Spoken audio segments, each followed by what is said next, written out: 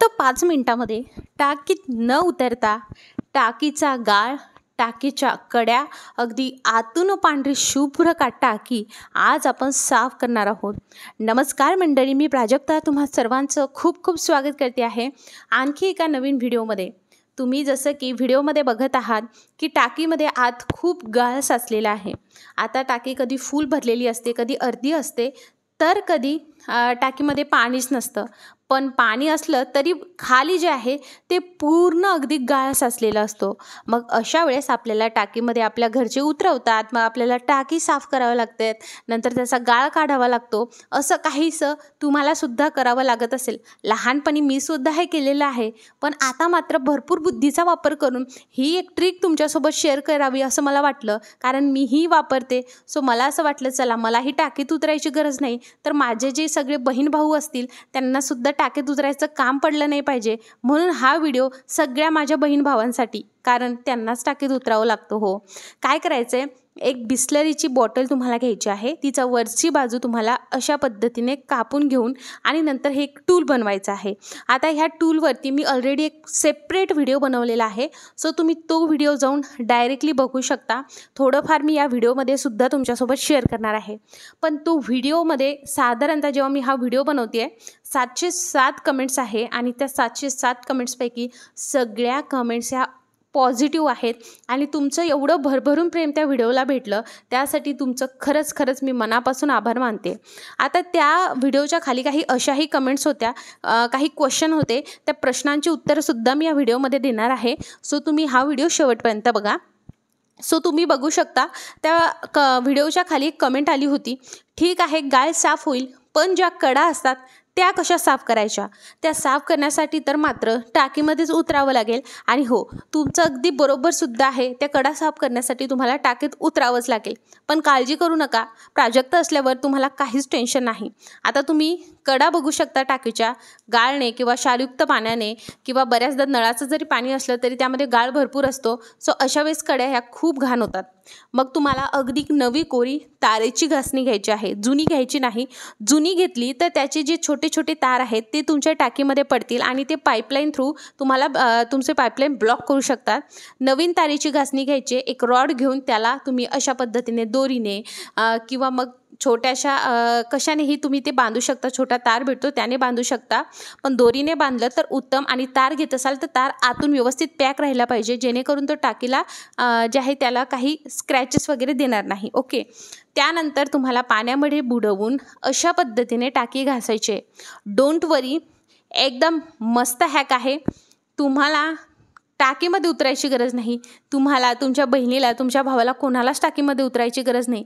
आणि जर मोठे लोक हा व्हिडिओ बघत असेल तर तुम्हाला याला त्याला म्हणायची बिलकुल गरज नाही आहे. सरळ एक लांबसटक रॉड घ्यायचा जो टाकीमध्ये अगदी शेवटपर्यंत पोहोचला पाहिजे.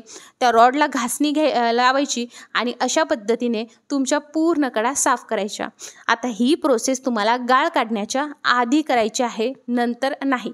म्हणजे काय होईल, जेव्हा आपण ह्या कडा घासतो आहोत तर ह्या कड्यामधली जी काही घाण आहे ती सुद्धा पाण्यामध्ये पडेल आणि पाण्यामध्ये पडल्या कारणाने जेव्हा आपण गाळ काढणार आहोत तेव्हा त्या गाळासोबत ही घाण सुद्धा निघेल. म्हणजे काय, तर आपल्याला टाकीत उतरायचं काम आहे का? तर बिलकुल नाही. आता दुसरं टूल, ते सुद्धा व्हिडिओ मी तुमच्यासोबत शेअर केला होता की तुम्ही अशा पद्धतीने ब्रश घेऊ शकता. निरमा घ्यायचा आहे आणि त्याचं पाणी बनवून तुम्ही अशा पद्धतीने हे साफ करू शकता. पण हे टोटली तुमच्यावर आहे की तुम्हाला असं काही निरम्याचं पाणी करायचं आहे किंवा तसंच करायचं आहे. आणि ते सुद्धा एक लांबसडक रॉड घेऊन अशा पद्धतीने ब्रशने जे तुम्हाला घासायचं. पण बऱ्याच वेळा हा जर ब्रश जुना असेल तर मग ह्या ब्रशचे जे काही ब्रिसल्स असतात ते मात्र ह्या पाण्यात पडायची शक्यता असते. आणि जर तुमचा रॉड हा व्यवस्थितरित्या बांधला गेलेला नसेल तर अशा वेळेस हे जे काही ब्रश आपण वापरतोय याने जर आपण घासलं तर निघणार, पण ते गोल गोल फिरेल. पण बऱ्याच वेळेस ब्रशच्या पृष्ठभागावरती एक लाकूड असतं आणि त्यावरती ब्रश असतो, राईट, ब्रिसल्स असतात. सो त्या लाकडामुळे कुठेतरी हे घासण्याला अडथळा येतो किंवा आपण ज्या पद्धतीने त्याला मोल्ड करतो तसं ते मोल्ड होत नाही. त्यामुळे मला पर्सनली असं वाटतं ही जी काही ब्रशची आयडिया आहे ती कुठेतरी आपण थोडीफार 40 to 50% पकडूया. पण जी आपण तारेच्या घासणीची आयडिया घेतली आहे ती अगदी 100% कारगर आहे. जर तुमची टाकी अशा पद्धतीने घाण असेल, खूप कडा, तर मग तुम्हाला तारेच्या घासणीचा वापर करायचा आहे। जर तुमची टाकी जास्त घाण नसेल तुम्ही सॉफ्ट स्क्रबरचा वापर केला तरी चालेल। आणि हो, वरच्या ज्या काही कडा आहेत जिथपर्यंत तुमचा हात पुरतोय तिथे सरळ शॉट तुम्हाला तुमच्या हाताने वर एखादं स्टूल वगैरे घेऊन किंवा मग खुर्ची घेऊन तुम्हाला घासून घ्यायचं आहे। तुम्हाला काही झंझट नाही आहे। आता बघा, ते घासल्यानंतर तुम्हाला हे टूल बनवून घ्यायचं आहे। तर तुम्हाला कोणतीही बॉटल घ्यायची आहे प्लास्टिकची, त्याचं वरचं हे जे आहे अशा पद्धतीने कापून त्याला बघा मी कशा पद्धतीने आता थोडे थोडे अंतरावरती आपल्याला थोडं कापून घ्यायचं आहे। आपल्याला स्पेशली हे जे आहे एक प्रेशर क्रिएट करणारं टूल करतोय। याला काय म्हणतात, सायन्स, जर तुम्ही सायन्सचे स्टुडंट असणार मला कमेंटमध्ये नक्की सांगा, मी सांगत नाही, या टेक्निकला काय म्हणतात मला नक्की सांगा। नंतर असा PVC आणि त्याला एक प्लास्टिकचा पाईप जोडून घ्यायचा आहे। नंतर आपल्याला काय करायचं आहे की याला या पद्धतीने चिकट टेपचा यूज करून हे सील करायचं आहे। ॲट अ टाईम चिकट टेप जेव्हा तुम्ही हे वापरणार आहात तेव्हा नंतर तुम्हाला हे सेकंड टाईम जेव्हा यूज करायचं तर ही पूर्ण काढून घ्या आणि पुन्हा दुसरी लावा, कारण त्याचा चिकटपणा गेलेला असेल। वन टाईम यूजसाठी चिकट टेप ओके आहे। त्यानंतर तोंडाने ओढायचं नाही, तर एका बाजूने असं पाणी टाकायचं। ते पाणी जोपर्यंत दुसऱ्या साईडने येत नाही तोपर्यंत त्या पाईपमध्ये आपल्याला पाणी टाकत राहायचं आहे। बघा, दुसऱ्या साईडने पाणी आलंय तर दुसऱ्या साईडने त्यामध्ये बोट घालायचं आहे आणि जिथे आपण आता हे प्लास्टिकचं घातलं ते डायरेक्टली ॲज इट इज खाली टाकायचं आहे। लक्षात घ्या, यामध्ये हवा गेली नाही पाहिजे। तर हे करत असताना टाकीतलं पाणी किती असावं हा एक बेसिक क्वेश्चन सगळ्यांचा त्या व्हिडिओ खाली आलेला। सो तुमच्या टाकीचं पाणी हे कमीत कमी अर्धी टाकी तरी असावी। फुल असेल उत्तम, 3/4 असली उत्तम, पण अगदी एकदम बुडाशी गेलेलं पाणी नसावं।